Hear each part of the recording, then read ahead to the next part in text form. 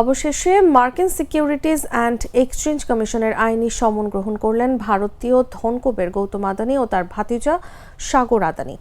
২১ জানুয়ারি আইনজীবীদের মাধ্যমে সমন পাঠানোর পর ২৩ জানুয়ারি আদানির মার্কিন আইনজীবীরা সমর্থন গ্রহণে রাজি হন।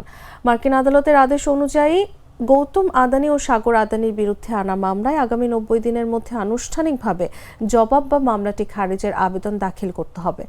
আদালত ৩০ জানুয়ারি এ সংক্রান্ত স্টিপুলেশন অনুমোদন করার পর থেকেই সময় গণনা শুরু হয়েছে।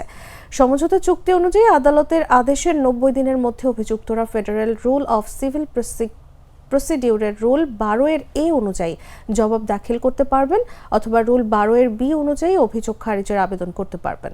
চুক্তিতে আরও বলা হয়েছে, সমন গ্রহণে রাজি হলেও আদানিরা মামলার সব প্রতিরক্ষা অধিকার রাখছেন, বিশেষত ব্যক্তিগত এখতিয়ার সংক্রান্ত আপত্তি তোলার অধিকারও বহাল থাকছে। অর্থাৎ তারা চাইলে যুক্তি দিতে পারবেন যে মার্কিন আদালতের এই মামলার উপর এখতিয়ার নেই।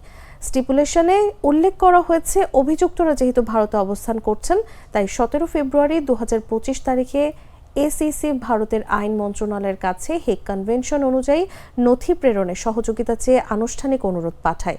তবে এখনও আনুষ্ঠানিকভাবে নথি পাঠানো সম্ভব হয়নি।